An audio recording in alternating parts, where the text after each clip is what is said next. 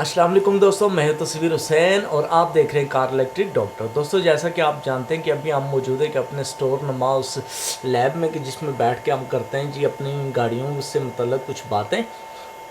और कुछ समझाने और कुछ समझने की कोशिश करते हैं। जैसा कि आपने देखा है कि पिछली कुछ वीडियोस से हम इंजन सेंसर्स के बारे में बात कर रहे हैं, जिसमें पहले हमने क्रैम शाफ्ट, उसके बाद कैम शाफ्ट और उसके बाद उस दिन इनटेक एयर कंट्रोल जो स्विच है उस पर हमने बात की थी। उसके बाद जी हम आज उसी को आगे लेकर चलेंगे और आज इंशाल्लाह हम इस वीडियो में बात करेंगे कि IAC वाल्व, जो कि आइडल एयर कंट्रोल वाल्व होता है, वो किस तरह से काम करता है, वो किधर लगा होता है, उसकी बनावट कैसे होती है और वो किस तरह से काम करता है, ये सब समझने की कोशिश करेंगे इस वीडियो में। और इसमें मैंने कोशिश की है कि थोड़ी उसकी तस्वीरों के साथ आपको दिखाऊं कि वो किस तरह का होता है और किस जगह पे फिट होता है। तो आइए चलते बोर्ड पर। अच्छा जी, IAC वाल्व उस वक्त काम करता है कि जब गाड़ी खड़ी होती है और इसका इंजन स्टार्ट होता है। तो जब आप एक्सीलेटर नहीं दबाते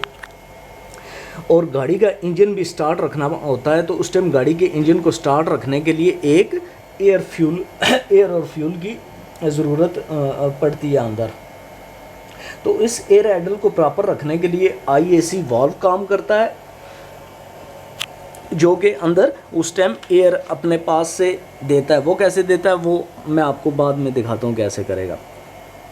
इसकी लोकेशन की अगर बात की जाए तो गाड़ी में एयर फिल्टर, थ्रोटल बॉडी के साथ मैप सेंसर और TP सेंसर और IAC वाल्व लगाए जाते हैं, जिसको EMU के साथ कनेक्ट किया जाता है। और IAC वाल्व को प्रॉपर मैनुअल में काम करवाने के लिए इंजन मैनेजमेंट यूनिट यानी कि EMU ऑक्सीजन सेंसर और इंजन स्पीड सेंसर के डेटा को भी इस्तेमाल करता है। और जो IAC वाल्व होता है उसको इंजन से कूलेंट सप्लाई भी दी जाती है। वो इस पाइप के, ये आप जो पाइप देख रहे हैं, इससे इसको एक पानी का पाइप भी इसके साथ लगाए जाते हैं। अगर इसकी बनावट की बात की जाए तो इसकी वॉल बॉडी में स्प्रिंग लोडेड वॉल होता है और एक्चुएशन के लिए सोलेनोइड वायरिंग लगी होती है, जिसके तहत प्लंजर का एक एयर सप्लाई स्ट्रीम को कंट्रोल कर सके। और वाल के एयर पैसाज को बिल्कुल नीचे इंजन कूलेंट के लिए गैलरीज दी गई हैं, जो कि ये हैं। और ये थ्रोटल वाल के पास थ्रोटल में माउंट किया जाता है। जब भी गाड़ी आप स्टार्ट होगी और एक्सीलेटर प्रेस हुआ होता है तो थ्रोटल वाल ज़ायरा खुला होता है और उसमें हवा नॉर्मली जाती रहती है, जैसा कि ये तस्वीर में आप देख रहे हैं। और जो ही आप एक्सीलेटर से पाँव उठा लेंगे तो थ्रोटल वाल्व बंद हो जाएगा, तो उसमें इंजन में कोई एयर नहीं जाएगी। और अब EMU इंजन मैनेजमेंट यूनिट जो है वो TP सेंसर और मैप सेंसर के रेफरेंस से इसका डेटा लेगा और EMU ऑक्सीजन सेंसर और इंजन स्पीड सेंसर के डेटा से भी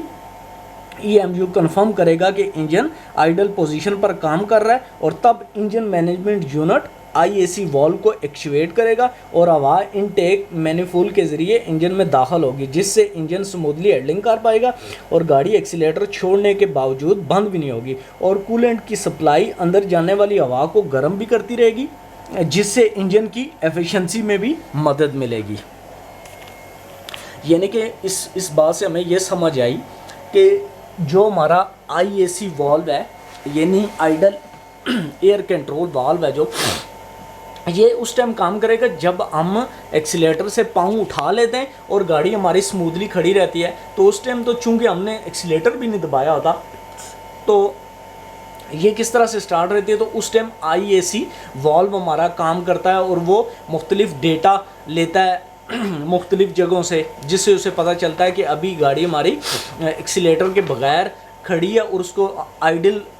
जो आपकी पोजीशन है उसमें उसको खड़ा रखना है। तो उस वजह से वो अपना एक दूसरा वे यूज़ करता है, यानी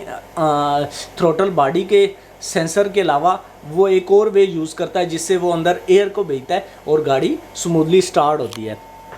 उसकी मैं सादा ज़बान में आपको कुछ इस तरह से समझाऊं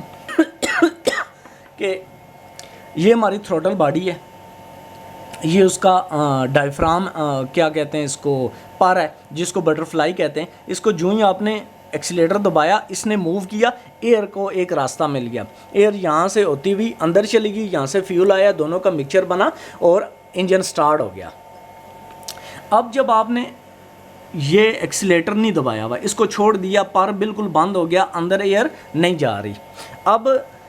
इंजन को स्टार्ट होने के लिए एयर की ज़रूरत होगी, तो वो इस्तेमाल करेगा IAC वॉल्व। IAC वॉल्व काम करेगा जी ऐसे, ये वो वाल है, और वो बाकी मैंने आपको बताया इसकी वायरिंग लगी होती है, और वो इसको एक्टिवेट करवाता है, तो वो ये कड़क करके यहाँ से ऊपर उठ जाता है। यहाँ पे एयर मौजूद है, यहाँ से एयर बंद होगी, गाड़ी को स्टार्ट रखने के लिए एयर चाहिए हमें, और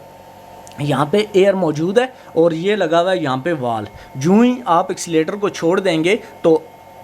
आपका जो इंजन मैनेजमेंट यूनिट है उसको पता चलेगा कि एयर नहीं आ रही, वो फ़ौरन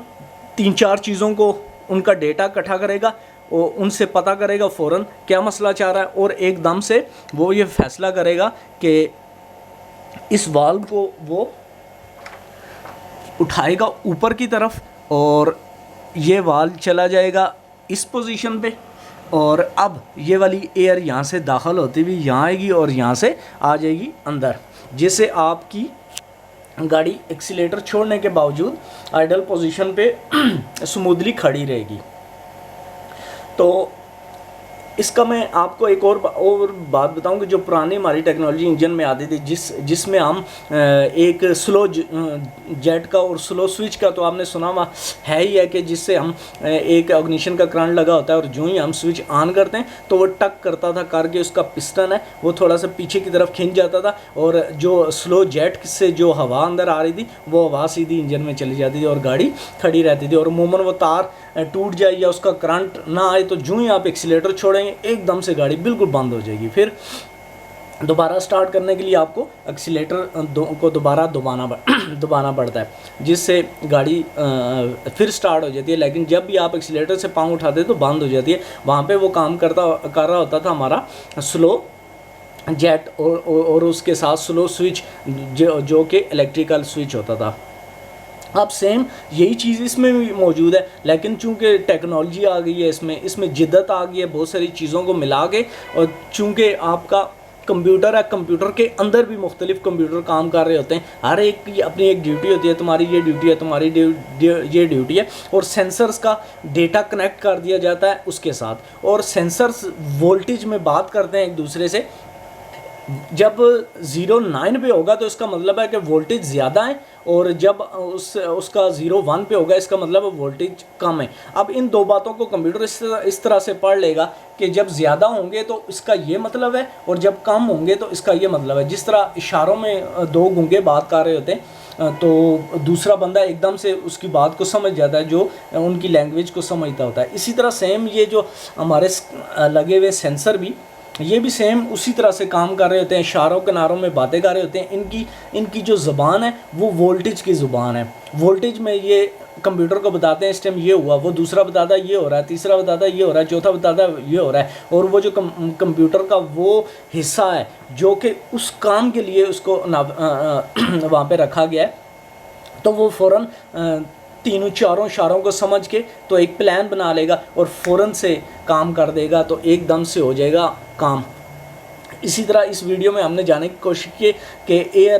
आइडल एयर कंट्रोल वाल्व किस तरह से काम करता है, और उसकी जो पुरानी टेक्नोलॉजी है उसको जिद्दत ला के उसके साथ थोड़ा सा कुछ सेंसर्स को भी कनेक्ट कर दिया गया कि उनका डेटा वो किस तरह से लेकर फ़ौरन से एक अपना काम जो करता है। तो बहुत ज़्यादा उम्मीद है कि आपको समझ आ गई होगी कि हमारा आइडल एयर कंट्रोल वाल्व किस तरह से काम करता है और किस जगह लगा हुआ होता है, और वो उसके अंदर क्या क्या चीज़ आती है।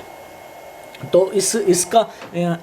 खोलते कैसे हैं, इसको सफाई वगैरह इसकी कैसे करते हैं, तो वो वीडियो भी पहले से चैनल पे मौजूद है। अगर किसी ने वो देखनी होगी तो वो भी जाकर चैनल पर देख सकता है।